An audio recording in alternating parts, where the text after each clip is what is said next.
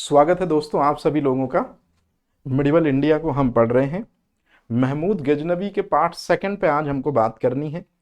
और महमूद गजनबी इस्लामी तारीख का वो व्यक्ति जिसने असल मायने में इस्लाम को वो पोटेंसी दी, इस्लाम को वो ताकत दी, जिस वजह से महमूद गजनी जो है उनको हम याद करते हैं।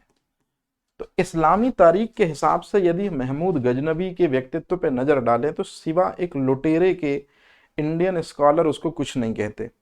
लेकिन जहां का सच में वो स्वामी है, मतलब उसने अपना नाम भी अपनी राजधानी के नाम पर जो रखा है, गजनी प्रदेश। तो गजनी प्रदेश जो है, जो राजधानी है महमूद गजनबी की, वहां इसका दर्जा बहुत आला है। जैसे हम पृथ्वीराज चौहान को याद करते हैं, महाराणा प्रताप को याद करते हैं, है ना, ये हमारे लिए बड़े विशिष्ट व्यक्तित्व हैं। इसी तरह से महमूद गजनबी की छवि गजनी प्रदेश में है, जो वर्तमान में अफगानिस्तान में है। अब अगर मैं आपसे पूछूं एक सबसे इंपॉर्टेंट चीज कि महमूद गजनी जो है वो किस वंश का अनुयायी है, तो महमूद गजनी गजनवी वंश के अनुयायी है। तो चलिए बिना देरी किए हुए महमूद गजनवी के पार्ट 2 को शुरू करते हैं। महमूद गजनी के हिंदुस्तान में 17 अटैक हुए हैं और इन सभी 17 अटैकों में से जो सबसे प्रमुख अटैक है, जो सबसे बड़ा अटैक है, जिस वजह से महमूद गजनबी की काफ़ी चर्चा होती है और काफ़ी ज़्यादा कंट्रोवर्सीज भी यहाँ से क्रिएट होती हैं। जी हाँ, मैं उसी आक्रमण के बारे में बात कर रहा हूँ, सोमनाथ मंदिर, जो कि गुजरात के काठियावाड़ में है। तो यदि आपसे अगर कभी कोई क्वेश्चन पूछे, जो पहले बेसिक है मैं पहले वो स्ट्रॉन्ग करा दूं आपका, कि महमूद गजनबी का सबसे चर्चित सबसे प्रमुख आक्रमण जो है वो सोमनाथ मंदिर पर किया था उसने। और सोमनाथ मंदिर जो है वो पूरी तरह से भगवान शिव को समर्पित है। तो सोमनाथ मंदिर जो है वो पूरी तरह से किसको समर्पित है? भगवान शिव को समर्पित है। और जितने भी ज्योतिर्लिंग हैं, तो 12 ज्योतिर्लिंगों में से सबसे पहला ज्योतिर्लिंग जिसे माना जाता है वो गुजरात का सोमनाथ मंदिर में बाबा महाकाल है। तो इसी ज्योतिर्लिंग, जो पहला ज्योतिर्लिंग है हिंदू संस्कृति में, हिंदू कल्चर में, सन 1025 में महमूद गजनवी ने यहां अटैक किया। और जब 1025 में महमूद गजनवी ने अटैक किया है तो महमूद गजनवी ने भारत पर टोटल 17 बार आक्रमण किए हैं। तो सोमनाथ के मंदिर का आक्रमण सबसे प्रमुख और उसके 16वें नंबर का आक्रमण है। और इस 16वें नंबर का आक्रमण जो है महमूद गजनवी ने किस प्रदेश में किया? निश्चित रूप में गुजरात। लेकिन यदि मैं पूछूं कि सौराष्ट्र जो जिला है वो कौन सा होगा? सौराष्ट्र। और सौराष्ट्र के किस जिले में जो ये मंदिर है भगवान शिव का, वो है काठियावाड़ जनपद।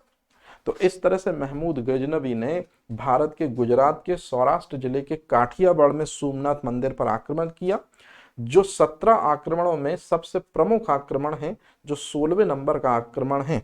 ये आक्रमण इतना महत्वपूर्ण इसलिए होता है क्योंकि जब महमूद गजनी ने भारत पर आक्रमण किया, स्पेशली 16वां आक्रमण सोमनाथ मंदिर पर, उस समय जो सोमनाथ मंदिर या गुजरात जो टेरिटरी है वो, अच्छे से देखिएगा, चालुक्य वंश की एक शाखा है सोलंकी। चालुक्य वंश की एक शाखा है सोलंकी। और सोलंकी वंश का एक शासक है जिसका नाम है भीमदेव प्रथम, या इसी को हम कहते हैं मूलराज प्रथम। तो भीमदेव प्रथम या मूलराज प्रथम जो है वो गुजरात के चालुक्य वंश के सोलंकी शासक हैं, जिनकी बादशाहत है 1000, अच्छे से देख लीजिए, इंपॉर्टेंट है ये स्टेटमेंट, 1025 में।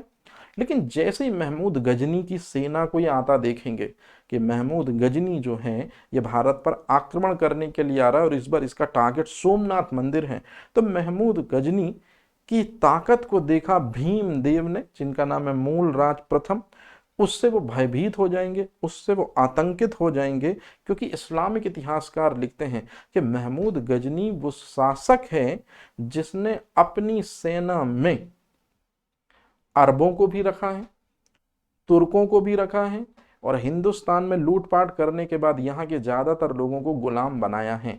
मतलब सबसे पहला सुल्तान जिसने हिंदू लोगों को भी या भारतीय लोगों को भी अपनी सेना में रखा, महमूद गजनी। तो महमूद गजनी या महमूद गजनवी जिसकी सेना जब चलती थी, तो ऐसा इस्लामिक स्कॉलर बोलते हैं कि यदि किसी नदी का पानी पीने सेना लग जाए तो नदियां सूख जाती थी। यदि कदम ताल सैनिकों के चलते तो धूल का जो गुबार उड़ता उससे आसमान जो है वो आसमान में सूर्य और चंद्रमा पूरी तरह से ढक जाते। तो ये पावरफुल अप्रोच बयां की जा रही है इस्लामिक स्कॉलर की ओर से, जबकि इंडियन स्कॉलर जो है वो यही बोलते थे कि मुट्ठी भर लुटेरों का ग्रुप है, लेकिन चूंकि उनके हाथ में हिंसक प्रवृत्ति वाले हथियार हैं, धारदार हथियार हैं, जिस वजह से भीमदेव प्रथम को लगा कि वो ज्यादा सामना नहीं कर पाएगा महमूद गजनवी का देर तक, इसी वजह से महमूद गजनी से बिना युद्ध किए हुए, ये सबसे इंपॉर्टेंट पॉइंट है, बिना युद्ध किए हुए वो भागकर खड़ा हो गया।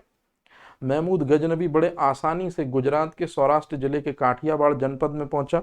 कोई रोक टोक करने वाला नहीं है। मन चाही जिसको जितना लूटना था, जहां लूटना था, जैसे लूटना था, उन हालातों में लूटा। और फाइनल में लूटने के बाद मंदिर पहुंचे। मंदिर में पहुंचकर मंदिर के अंदर जो मूर्ति थी उसको विखंडित किया, धन संपदा लूटी मन भरकर। और इसके बाद जैसे ही उसकी नजर दरवाजों पर पड़ी, खिड़कियों पर पड़ी जो मंदिर की थी, उनमें सोना चांदी लगा था। धन लोलुप और लालची तो था ही मोहम्मद महमूद गजनवी। बड़े आराम से उसने दरवाजे खिड़कियों तक को निकलवा के ऊंटों और खच्चरों पर लदवाया और ले गया।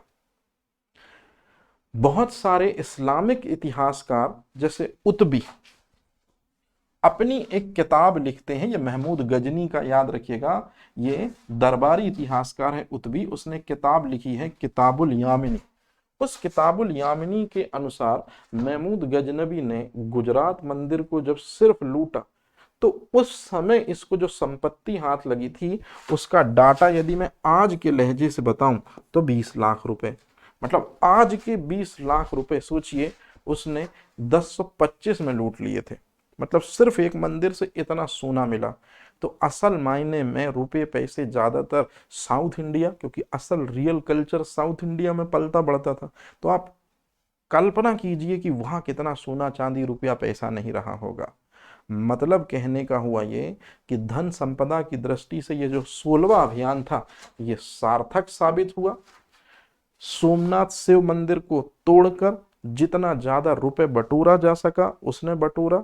और जब यही चीज महमूद गजनवी अपने यहाँ लेकर पहुंचा गाजे बाजे के साथ, तो दुनिया के बहुत सारे मुस्लिम या इस्लामिक स्कॉलर ने इस बात से खुश होकर एक टाइटल दिया कि इस्लामिक जगत के सितारे हो आप। और ये खिताब दिया बहुत से इस्लामिक स्कॉलर के साथ साथ उस समय के खलीफा ने, जिनका नाम है अल कादिर बिल्लाह, जिन्होंने महमूद गजनी को कहा था कि तुम जाओ और हिंदुस्तान में लूटपाट करके इस्लामी संस्कृति, इस्लामिक कल्चर या इस्लाम की असल ताकत को दिखाओ, और इस तरह से लूटपाट में तुम्हें भी फायदा होगा और इस्लाम संस्कृति और कल्चर का प्रचार होगा।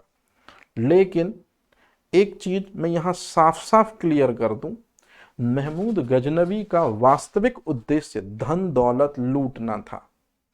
इस्लाम का प्रचार करने को लेकर बहुत से इस्लामिक स्कॉलर के मन में यह बयान है कि वो इस्लाम धर्म का प्रचार करना चाहता था, लेकिन सेकेंडरी प्राइमरी उसकी जो दिली तमन्ना थी हिंदुस्तान के अटैक को लेकर वो ये था कि हिंदुस्तान में रुपए पैसे बहुत ज्यादा हैं, तो यहाँ के लोगों को जितना लूटा जा सके उतना लूटा जाए। तो कहने का सीधा सा मतलब है कि धन संपदा की दृष्टि से महमूद गजनवी के लिए सबसे अच्छा अटैक माना जाएगा 16वां अटैक। 1027 में एक बार फिर से महमूद गजनवी हिंदुस्तान आया, और हिंदुस्तान आकर याद रखिएगा जब वो गुजरात के सोमनाथ मंदिर को फिर से लूटेगा, और गुजरात के सोमनाथ मंदिर को लूटकर जब वो फिर से गजनी ले जा रहा है, तो सिंध के पास में जो एक लुटेरी जनजाति थी जिनको जाट या खोखर कहते हैं, तो ये याद रखिएगा कि ये जाट या खोखर एक लुटेरी जनजाति थी, और इस लुटेरी जनजाति का मेन मकसद था कि जो भी सिंध के रास्ते से या तो गजनी जाता या तो सिंध के रास्ते से जो हिंदुस्तान में एंट्री लेता, इन लोगों को लूटना और लूट के माल से अपने जीविका को चलाना खोखर जनजाति का और जाटों का मेन मकसद था। तो 1027 में भी ऐसा ही कुछ हुआ कि महमूद गजनी 1025 में सोमनाथ मंदिर लूटने के बाद 1027 में फिर से आएगा, 1027 में फिर से सोमनाथ मंदिर को लूटेगा, और सोमनाथ मंदिर से इस बार फिर से धन संपदा लेकर वो वापस जब गजनी जा रहा है, अपनी राजधानी जा रहा है, तो रास्ते में ही सिंध के जाटों ने घात लगाया और उसे लूटा। चूंकि ये सिंध के जो जाट हैं ये अक्सर करके समस्या बने रहते थे, शुरुआत के 17 आक्रमणों में भी ये चीज उसने देखी थी, 17वें आक्रमण में खुद समस्या बन गए। इसलिए महमूद को लगा कि इन जाटों को, इन खोखर जातियों को, जो लुटेरी जातियां हैं, इनको जरूर दंड करना चाहिए या जरूर इनको सबक सिखाना चाहिए। तो बस दंड देने के कारण और स्मचा चखाने के कारण ही इन पूरे खोखरों को एक तरफ से साफ कर दिया गया महमूद गजनी की सेना के द्वारा। तो यही है महमूद गजनी का अंतिम आक्रमण हिंदुस्तान पर, कि सिंध के जो लुटेरी जनजाति हैं, जाट या खोखर, इनको मजा चखाया था अपने अंतिम अभियान में। ये उसका विजयी अभियान भी रहा, क्योंकि इसके बाद फिर जाटों और खोखरों ने कभी भी परेशान करने की कोशिश कुछ समय तक तो नहीं की, और इसके बाद महमूद गजनवी हिंदुस्तान में आएगा भी नहीं। तो महमूद गजनी का अंतिम जो आक्रमण था भारत में, वो सिंध के जाटों या सिंध की खोखर जाति के खिलाफ था। तो इस तरह से आपको ये चीजें याद रखनी है। तो 1030 में, मतलब मात्र 3 साल बाद हिंदुस्तान से 1027 में वो जाटों को दंड देगा, और मात्र 3 साल बाद महमूद गजनवी की जो है वो डेथ हो जाएगी एक असाध्य रोग से। यहाँ असाध्य रोग का मतलब, जैसा मैंने किताबें पढ़ी तो मुझे मलेरिया समझ में आता है, तो मलेरिया रोग से प्रभावित होकर या मलेरिया रोग से ग्रसित होकर महमूद गजनवी की क्या हो जाएगी, डेथ हो जाएगी। अब अंतिम समय में देखिए, एक बहुत इंपॉर्टेंट चीज है, आप चाहे हिंदू हो और चाहे मुस्लिम हो, आप सच्चाई से नहीं भाग सकते हो। अंदर की अंतरात्मा में जो भी बसता है, जो हिंदू है तो भगवान, अगर मुसलमान है तो खुदा, सिख है तो नानक, क्रिश्चियन है तो जीसस। लेकिन आप किसी के साथ कुछ भी गलत कर लो और किसी से ना बताओ, लेकिन लाइफ में एक टाइम ऐसा जरूर आता है जब आपकी अंतरात्मा, मतलब आपके अंदर उपस्थित कोई शक्ति आपके गलत कामों को पछतावे के रूप में आपसे खुद अभिव्यक्त कराती है। महमूद गजनवी के साथ भी कुछ ऐसा ही हुआ। महमूद गजनवी को अपने किए गए सारे दुष्कृत्य अंतिम समय में याद आए, कि जिन मंदिरों को तोड़कर मैंने हिंदुओं की आस्था को क्षति पहुंचाई है, जितने बेगुनाह लोगों को मारा है, कितने बच्चों को अनाथ किया है, कितनी माएँ अपने बेटे खो चुकी हैं, कितनी बीवियां बेवाएं हो चुकी हैं, ये उसको समझ में आता है जीवन के अंतिम समय में, लेकिन कर तो कुछ नहीं सकता, सिर्फ रो सकता है। और ऐसा बताया जाता है कि अंतिम समय जब उसका था, उससे कुछ समय उसको ये सब बातें रियलाइज होनी शुरू होती हैं, और सिवा पश्चाताप के, सिवा दुख के, उसकी आंखों में कुछ न था। तो इस्लाम की एक पवित्र हदीस के बारे में मैं आपको बताता हूं, कि यदि सच्चे मन से कोई मुसलमान अपने गुनाह की तौबा करता है, तो सच में जन्नत उसी की है, वो जन्नत का हकदार है, भले ही उसने गलत किया हो। लेकिन अगर उस गुनाह की सच्चे दिल से वो अल्लाह से माफ़ी मांगे, तो जन्नत के दरवाजे जो बंद हो चुके थे वो एक बार नए सिरे से खुल जाते हैं। तो महमूद गजनवी ने भी चूंकि अपने सारे दुष्कर्मों को जीते जी अभिव्यक्त किया, अल्लाह से उन अपराधों के लिए माफ़ी मांगी, जैसे कसाब के साथ हुआ।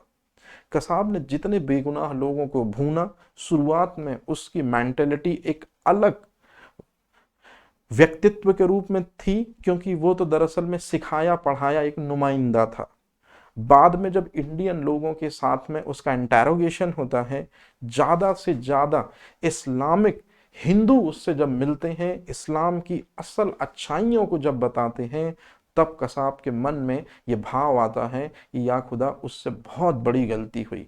और शायद आपने देखा भी होगा कि अंतिम समय में उसने पढ़ने के लिए किताब मांगी थी, और सबसे महत्वपूर्ण चीज कि अपने गुनाहों के लिए मालिक से माफी भी मांगी थी, क्योंकि जब उसको सूली पर चढ़ाया जा रहा था तो सिवा उसकी आंखों में आंसू थे, और जो लोग उसके सबसे करीबी थे उस समय, उन्हीं ने ये हवाला देकर भी बताया है कि वो अपने इस गुनाह के लिए अल्लाह से इस जन्नत में भी माफी मांगता है और उस जन्नत में भी माफी चाहता है। अब अल्लाह उसे माफ़ करेंगे या नहीं करेंगे ये तो उनका फैसला है, लेकिन सच्चाई यही है। आपको और हमको भी इस लेसन से ये सीखना चाहिए कि लाइफ में हम सबसे गलती हो जाती है, इंसान गलतियों का पुतला है, लेकिन उन गलतियों को हम जितने आसानी से एक्सेप्ट कर सकें और जिसका दुल दिखाया है उसके सामने एक्सेप्ट कर सकें, तो ये बहुत महत्वपूर्ण चीज होगी। कोई भले हमारे रिस्क पे राजी हो चाहे ना हो, हमारा मालिक, हमारा खुदा, हमारा भगवान हमारे इस रिस्क पे राजी जरूर होगा कि एक नौनिहाल दिल को टूटने से बचाया, उससे मुकम्मल माफी मांगकर उस दिल में भी अपने लिए मोहब्बत जगा ली। तो कहने का सीधा सा मतलब है कि अपने घोर दुष्कर्मों को लेकर, अपने द्वारा की गई लूटपाट को, कत्लेआम को लेकर जीवन के अंतिम टाइम पर उसको काफी ज्यादा अफसोस था। महमूद गजनी, जिसने इस्लामिक शख्सियत के हिसाब से हिंदुस्तानी लोगों के मन में एक लुटेरे की छवि बना दी, क्योंकि भारत में वो रहने नहीं, भारत को लूटने आता था। इस चीज को बढ़ा चढ़ाकर इस्लामिक स्कॉलर ने इन्हें ये चीज बताई कि महमूद गजनवी वो पहला शासक है जिसको इस्लामिक रिलीजन में पहला वैधानिक सुल्तान माना जाता है। क्यों? क्योंकि पहला वैधानिक सुल्तान मानने की परमिशन उस समय के तत्कालीन खलीफा अल कादिर बिल्लाह ने खुद दी थी। अल कादिर बिल्लाह जो इस्लामिक नेता थे, उन्होंने ही महमूद गजनवी को पहला वास्तविक सुल्तान माना था। तो चूंकि अभी दिल्ली सल्तनत स्टार्ट नहीं हुई है, अभी तुर्कों का अटैक हिंदुस्तान में सबसे पहले सुबुक्तगीन के रूप में हुआ, महमूद गजनवी के रूप में 17 बार हुआ, और इसी चीज से खुश होकर, क्योंकि हिंदुस्तान को सबसे ज्यादा क्षति पहुंचाई महमूद गजनवी ने 17 आक्रमणों के जरिए, हिंदुस्तान में इस्लाम के प्रचार प्रसार में भी महत्वपूर्ण भूमिका निभाई। इसी वजह से तत्कालीन खलीफा जो है अल कादिर बिल्लाह, उन्होंने महमूद गजनवी के लिए एक स्टेटमेंट यूज किया कि मुस्लिम जगत का पहला सुल्तान मैं आपको डिक्लेयर करता हूं। तो ये चीज आप याद रखेंगे। महमूद गजनवी की यदि बात करें तो जिन लोगों ने, ये मैं उस समय की बात कर रहा हूं जब महमूद गजनवी अटैक के लिए आ रहा है, तो हिंदुस्तान में अटैक का सिलसिला इसने 1001 से 1027 तक शुरू किया। मतलब इन लगभग सालों में, 26 सालों में उसने 17 बार आक्रमण किया है हिंदुस्तान पर। और हर बार जब वो हिंदुस्तान पे अटैक करता तो जितने भी हिंदू लोग हैं उनके सामने वो एक दलील रखता कि पहले उस संबंधित क्षेत्र को जीतता, लूटपाट करता, जितने भी लोग वो गुलाम बनाता उनके सामने दूसरी शर्त ये रखता कि क्या तुम इस्लाम में स्वीकार करते हो अपने को? तो जो लोग इस्लाम में कन्वर्ट हो गए वो तो ठीक है, लेकिन जो लोग इस्लाम में कन्वर्ट नहीं हुए, चाहे वो हिंदू हो चाहे बौद्ध हो, उनका सर धड़ से अलग कर देता था। ये चीज वो खुद कह रहा है इस टाइम पीरियड में कि कोई भी अगर गैर धर्म का बंदा, मतलब जो इस्लामिक दृष्टिकोण वाला नहीं है, हिंदू है, बुद्ध है, सिख है, जैन है, पारसी है, अगर उसके सामने आता और वो इस्लाम कबूल नहीं करता, तो निश्चित रूप में वो उस नामुराद का या उस गैर धर्मी का या उस विधर्मी का सर उड़ा देता था। और कई बार ये अपने राइटरों से महमूद गजनवी लिखवाता भी है कि मैं गाजी हूं या मैं विधर्मियों का वध करने वाला हूं। तो आपसे क्वेश्चन पूछा जाता है कि सल्तनत कालीन इतिहास में वो सबसे पहला शासक कौन है जिसने अपने नाम के आगे गाजी की उपाधि धारण की या जिसने गाजी का टाइटल लिया है? तो ये बात आप जरूर याद रखिएगा कि गाजी का टाइटल लेने वाला पहला जो शासक है उसका नाम है महमूद गजनबी। याद रहेगा ये चीज।